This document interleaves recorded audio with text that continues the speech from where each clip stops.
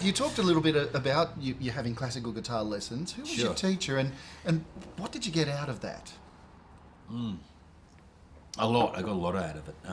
My teacher initially was a fellow from the West Australian Symphony Orchestra named Tony Federici, or probably was Antonio Federici, and he was a lovely old man. I adored him.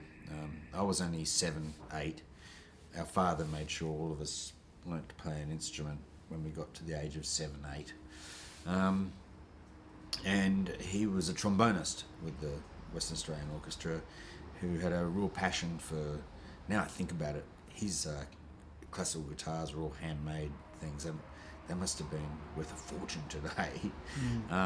But he had some beautiful instruments, and you know, he used to sit down and explain to me, but I was in such awe of his penmanship with the fountain pen and ink and the way he'd write sheet music and stuff that, you know, I was kind of like, just like, whoa.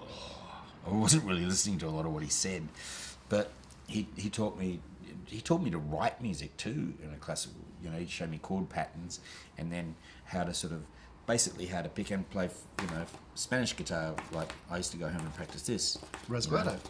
Yeah, just over and over and over and over and over and over and over, and until I got it, and then I learnt to play basic Spanish guitar as well, and I loved that. And he would accompany me, and it was like, as soon as he started accompanying me, as soon as I could, you know, put a few things together and came back and after practicing, could go through, you know, 32 bars of music, he would pick up a mandolin and all of a sudden we'd be playing something together, and that was like, whoa, whoa, you know, I was like, wow, this is it, this is what I want to do, you know, I like playing music with people, you know, because together it sounds fantastic, you know, it sounds so much better, you know, to me, you know, like the voice is the cherry on the cake, but really it's what the band does, or the musical instruments combined, that makes magic to me. And so right from there, I've always been that kind of a guitar player, whereas I feel like, you know, I'm the E, B, and G string of a 6-string guitar, and the D and the A and the other E is over there.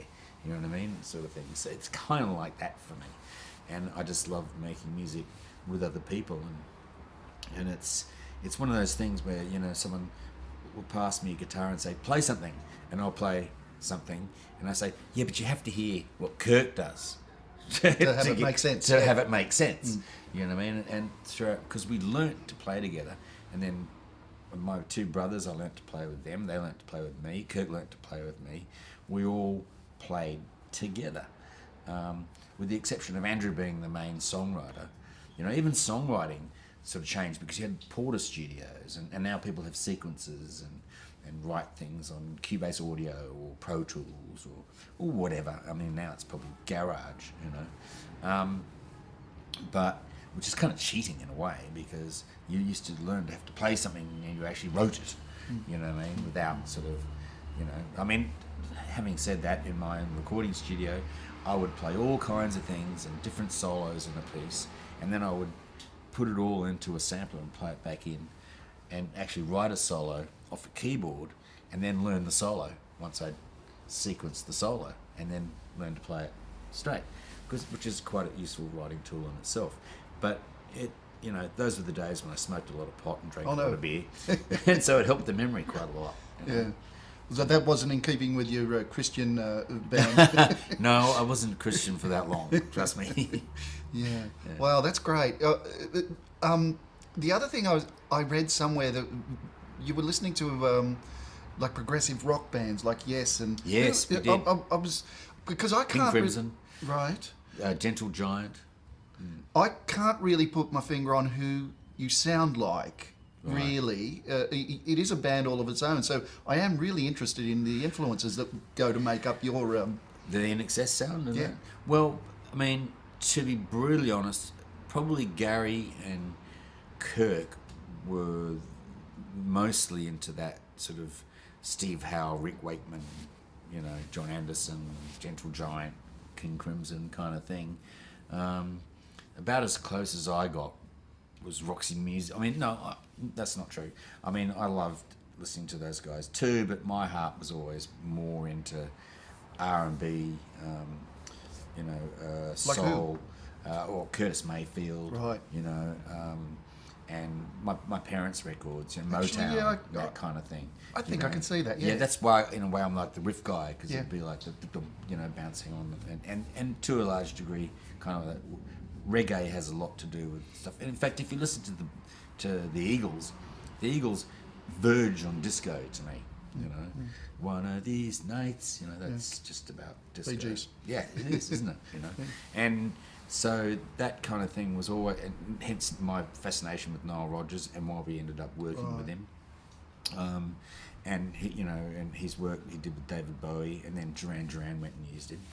I just wanted to get across the fact that we used him first. Actually, that's something I didn't know. I'd done a fair bit of reading about you, and I'd not come across that you worked with Nile Rodgers.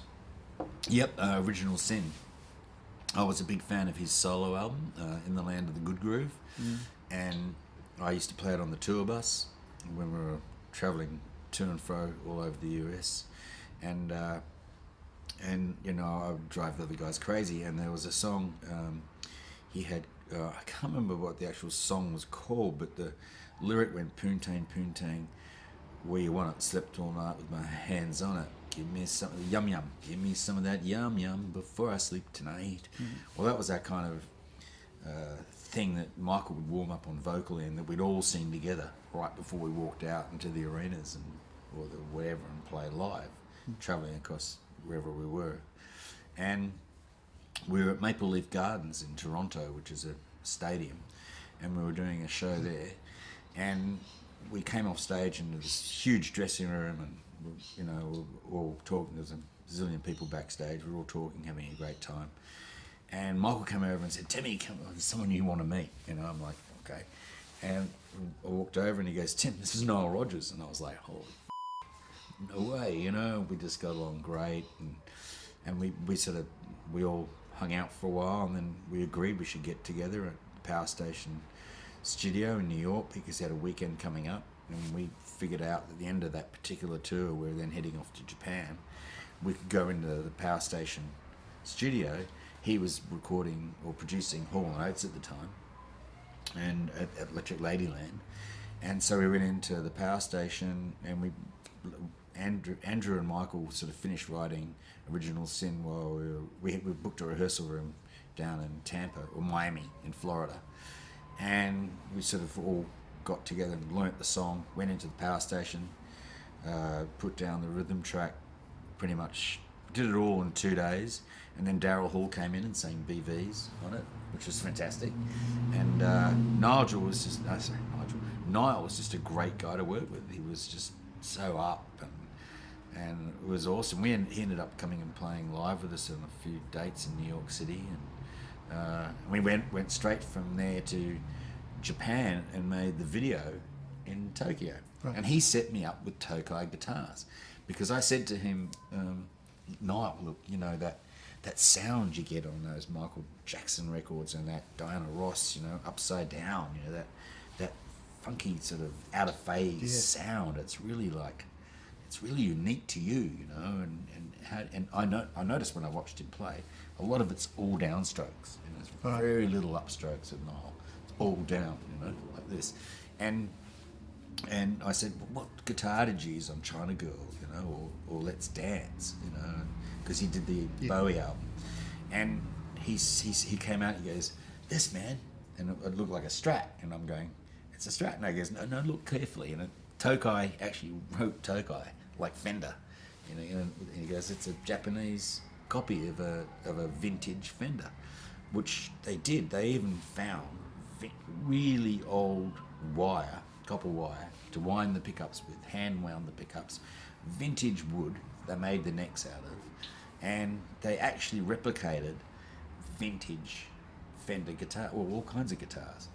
And he said, "You want to get hooked up with Tokai?" And I went, "Yeah." And we got to Tokyo straight after this recording session, made the video, but the guy from Tokai met us at the airport, which is amazing, and proceeded to send me guitar after guitar after guitar. Do you still have them all? No, a lot of them slipped through the cracks. People went, he's got so many, you know.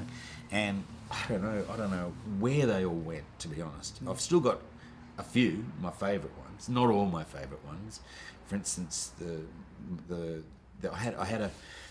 a guitar they make called a Talbot, which is a signature teardrop shape. I've played it all my career just about, along with my Telecaster, of course. But the Talbots have an aluminium body, and so if you get the 3 single pole pickup variation, unlike a Stratocaster, when it's plugged into like 4 Marshall amps and quad boxes, you know, they back a lot of noise, right?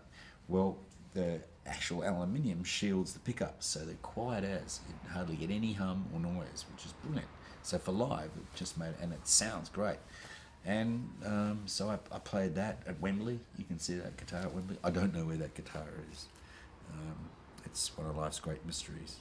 Mm-hmm. But anyway, I know a lot of the guys in the band all have one. We could live